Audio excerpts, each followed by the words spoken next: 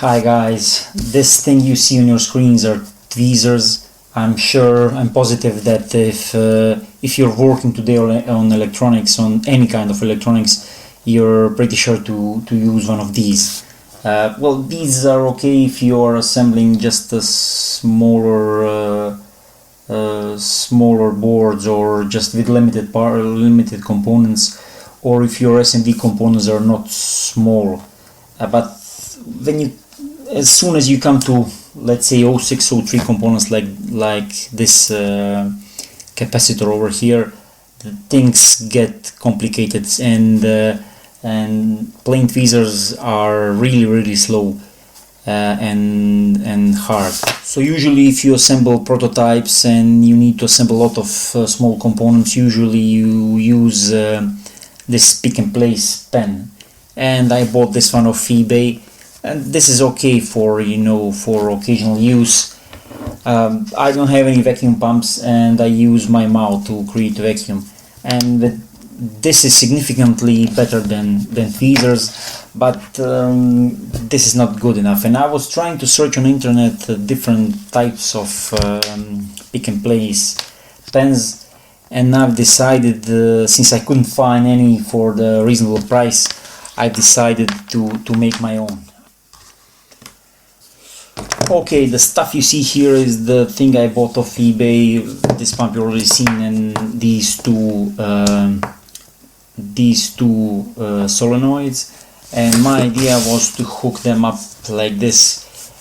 They would be energized from the same switch, so when I switch the circuit on, this pump would start running, and this solenoid would open, this one would close, and this will start sucking in the air from my pick and place pen. And when I pick up the component, when I place it down where I need it, I would de-energize with the same switch, and this solenoid would close, this would open, and this one would open, letting the air in the line, and thus releasing the component from the pick and place gun. I tried it several times, and well, it's working fine, but the thing is, this pump is overheating, and there's a small lag when I'm releasing the component, so I thought I would be faster if I made a different circuit. This one is a bit more complicated, and includes LM317, and my idea was run this pump on just a bit smaller voltage than original 6 volts less, let's say like 5 or 5.5, and also I would reduce the pressure, I would reduce the voltage and the pressure on the pump after a few seconds, because when I pick up the component, I don't need pump to be running fully and overheating.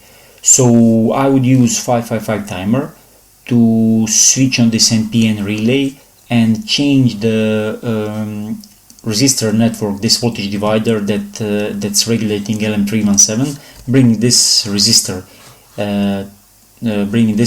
into a circuit, and voltage will reduce to some voltage that's okay for the pump. I tried several different setups, and even on 2 volts, in 1.5, the pump's running and holding the biggest components I use. So this is the 555 timer circuit that I would use, and I used this before, so I'm pretty sure that this will work fine. And I have these two. I've calculated these two values. There are a lot of pages on the web you can use for calculating the values for 555 timers, practically thousands of them. So I will use these two combinations of resistors and capacitors. I think 2-second time will be good enough for me. Okay, so let's breadboard this, and let's first put this into LT-Spice and breadboard it. Voltage source here, and I put a voltage source here as 2 pulses, just to check the response of a complete system. So I will energize this complete circuit with I will energize it and de-energize it twice, so we can check out how does everything work. And I have this 555 here. I have this outline, this outline triggering this NPN transistor through this 1K current limiting resistor, and we have a voltage divider over here, and without these R3 and the Q1 NPN transistor, without this line, the circuit is supposed to work like a constant voltage regulator. So I've set it up approximately to have about 5 volts on the output. I've checked my pump and the vacuums, and I think I don't have to run this pump on full 6 volts. So I'll be running it on 5 volts.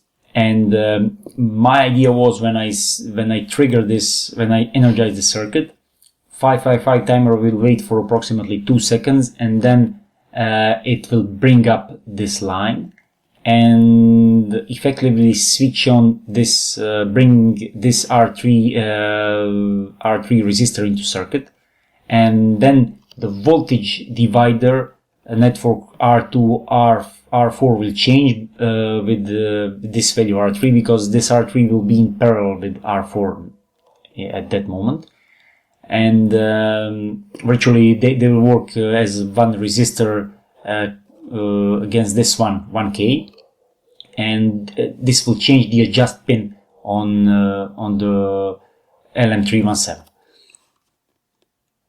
So let's run the simulation here. So first thing I want to probe is this line. This is voltage outline. So I don't know, can you see it? It's this green line.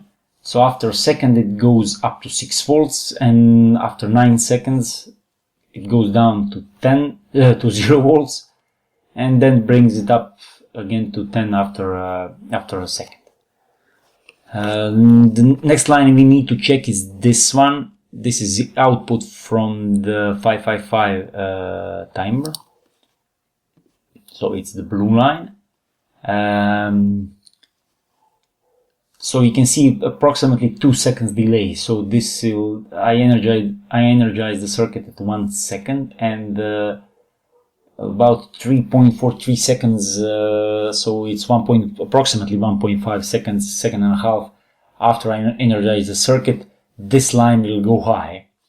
So this first second and a half is well, I think it's long enough to produce strong and quick vacuum in my pump, in my pick and place pen. And after 2 seconds this line will energize, and let's check now output of LM voltage regulator. So I don't know, can you see this? Voltage that I have here is approximately 5 volts, and it will go down abruptly when I switch, when this 555 timer brings this line high. So it will switch on this, as I already said, it will switch on this NPN transistor, and this will bring the voltage sharply down to about approximately 2.2 volts. Well, having run this simulation, I'm satisfied with it. The next step is just to breadboard it and check is it really working. I just hastily breadboarded everything. It's a mess, but you know, everything's working. I hooked up everything. So this is 555 timer. This is LM317. This is NPN transistor. It's can I see it? Yeah, it's 547. Yes, it is. So I have some here capacitors and stuff, and I also put this. I don't know what's the name in English. It's, I think, snubber diode. So I put this in order to avoid spikes from the pump. So also I hooked my scope over here, and there's first channel goes directly to a power supply, and the second channel, I don't know, can you see it over here? Second channel over here goes to output of LM317.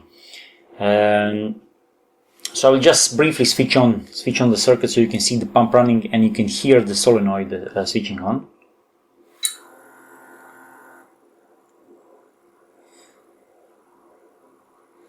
I don't know, could you hear that the pump was running and I was reducing the voltage and the revolutions. So let me just try to reposition here and maybe zoom in a little better on my zoomed it on my scope here. I have two channels hooked up. Channel number one is, as I already told you, directly to my power supply, and channel number two, blue one, is connected to output of LM317 resistors. Scope is in a sweep mode right now, so when I switch it on, you can see the traces just passing over.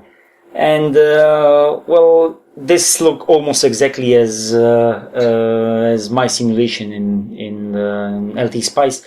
So if I switch it on, you will see that there is a 1.5 seconds delay. Yeah, here it is again. And then the voltage reduces. This is 1 volt per division. And well, I'm satisfied with it right now. I have some spikes, still some spikes on this on these channels, but I don't think it's going to be a problem. Maybe I can reduce it, putting another capacitor and a different Schottky diode instead of plain rectifier diode right here. But I think this will be fine. So the next thing I will do, I will just put all of my components into KiCad and just develop patch board and put everything together. Okay guys, in the first part of video we've kind of developed a circuit for SMD pen. We tested it in, well, at least the main part of the circuit in LT Spice, and we breadboarded it and it's working. So I made this circuit in KiCad, and well, this is now it's a long video, so I will not be etching and developing the board here. I will do it in another video. The physical part will be in another video. So just let's get to it. I will just shortly pass over the circuit. There are a lot of different things that I've changed already in the circuit, but I'll show you as we go along. So this is our power supply. This is one M6 volts power supply. I have two connectors, terminal blocks. One is the external power, 220 volts European connection, and this is a power switch, fuse, and basically that's it. This was my first idea without this jumper, of course, and there's decoupling capacitors and stuff. So this is a 6 volt module. It's a monolithic module that I will install on top of board. You'll see later. And my first idea was to have a foot switch. I would just switch on and put the VCC, energize the rest of the circuit. So I'm doing it just a little bit different over here, so bear with me, I will explain it at the end. We have three LED diodes. This one is power LED. This is photon LED, so as soon as I switch on my power to the rest of the circuit, the LED will go on, and this one will go on when I switch on my when timer switches on this when timer switches on, and this LED will energize and show you that also. I have two solenoids, and these are completely the same. Connection is completely the same. They will be energized in the same way. Just the difference between them, one is normally open, one is normally closed.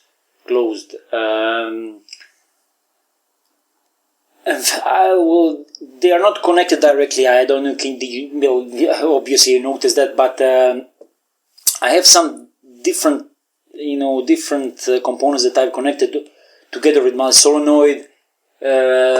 These bottom part components, these two resistors and a capacitor, are, well, usually solenoids, especially bigger solenoids, they pull a lot of current, but they need that much of current just at the first moment when they switch on, to keep them energized, open and closed all of the time. You don't need full current, you just need a fraction of that current, and that's why I have these two components down here. First one is capacitor. So my idea is to put a capacitor here when this VCC energizes. I will have full current running through the solenoid charging the capacitor. And after a while this capacitor will charge, and then the current will start flowing through the resistors also, but these are basically current limiting resistors, and the reduced current will pass through resistors while the capacitor is charged. So that's the basic idea. You will notice that through the circuit I put different resistors in parallel and in series. That's because I will use only components that I have lying around from previous projects and stuff. I will use them up. So I kind of developed this project as just, I put in the circuit the stuff that I had here on my desk. I will put inside of this project only the stuff that I have lying around my desk over here. So these diodes are, I already told you in the last part of the video, I think this is snubber diodes just to reduce the spikes. That's it. This part of the circuit is okay. So I have, as I shown you already in LT spice, this is LN317, some decoupling capacitors. This is also snubber diode to reduce the spikes on a pump. We already had it in previous videos, and I didn't show you, but it actually it's reducing the spikes in the line. I didn't show you that in my oscilloscope. Sorry for that, but you can test that at home. That's not a problem. Again, I have a lot of resistors in series because I don't have the exact values that I need, so I will combine two resistors for that. There's a 555 timer over here with the trigger threshold, with threshold line connected to trigger line, and with 555 out this net is connected over here to this diode, LED diode, and also here I have the three-way connectors because at my desk I don't have these two-way connectors, so I'm using three-way for LEDs. I will not be using middle connector.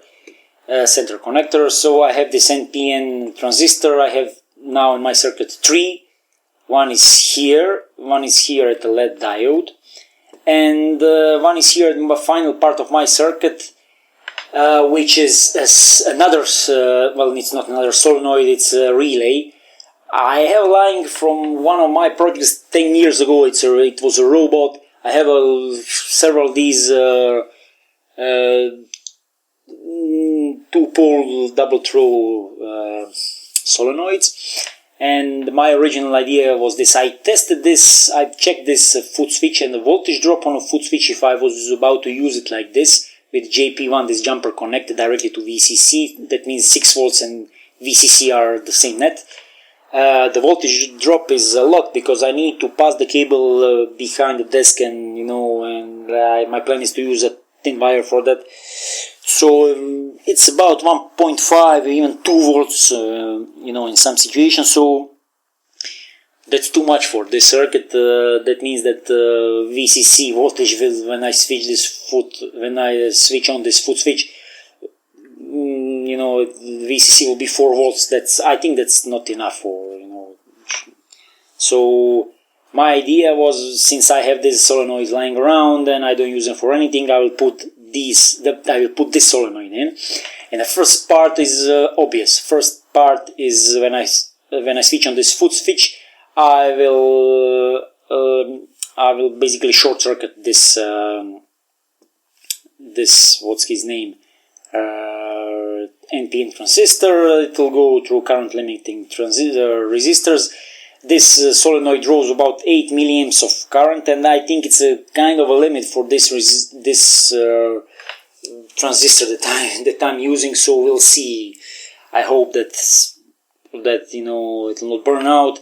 And this thing here, this resistor network is, I use this because I don't have a low enough resistor here because it's 80 milliamps, so I will be using just a few ohms resistor, and this will draw a lot of current. Also, they will be heating up, so I'll just put 3 in parallel over here. And this part of the second switch in my double throw relay is this is interesting part. I never use this, but I'm eager to test this. I didn't breadboard it. I didn't bother to do that. Well, it's not so important. But this part of relay will be connected to the ground, and if I put on this jumper, it will connect this relay caps net. That means this part of circuit. The ground part, I mean the bottom part of solenoid will be connected to the ground. Why is that? Because of I'm using this capacitor, and I will be using it only when the solenoid starts. So that means this solenoid, this capacitor should be discharged. Well, ideally it should be fully discharged when I switch on my solenoid. And if I'm about to switch my solenoid like several times per second or very often, this capacitor will not have time to discharge. So when I switch off my circuit, I will have this relay caps connected directly to the ground. And maybe it was my error not to connect any resistor over here, but maybe I will connect it through a jumper if I need that. If I see that I'll need some current limiting resistors over here. But idea is simple. When I switch off my circuit, these relay caps net will connect directly to ground, and this will discharge this capacitor as fast as possible. That's it. Basically that's all that I have to show here in this circuit, and it took me just a few hours to make my own this KiCad schematic and this PCB. And I'm showing you here the bottom part of my PCB. So I have this 220 part, and I removed the copper pore over this just for safety. I will be putting SMD, I will be putting solder resist on this board, and this will be one-sided board. It's fairly simple. There are a lot of holes, but this will be fairly simple. I have a 555 timer over here. This is LM317. This over here that you see is this part is relay. This part is drivers for solenoids, and over here we will have AC to DC converter. So let me show you the top part of my circuit. Yeah, this is it. So I will be having two jumpers because, well, I didn't bother to optimize the circuit or beautify it or anything. This is it. I will just be etching this and soldering as fast as possible. These are two solenoids over here. This is a relay, two block terminals, pump is over here, and these three bigger holes that you see over here, these three holes, and this one over here, I will make my own copper piping, and I mean I will not make my own copper pipe. I will just solder my own copper pipe, and this will lead through this solenoid and here over these holes outside, and I will be connecting my SMD pen line over here. And that means that this solenoid will be normally open, this one will be normally closed. This is LED connectors over here, and that's it. So in next video I will be etching this, putting solder resist and soldering, putting everything together. This video is already too long, so I'll be cutting this short. Thank you for watching, and if you like this video, please click on thumbs up.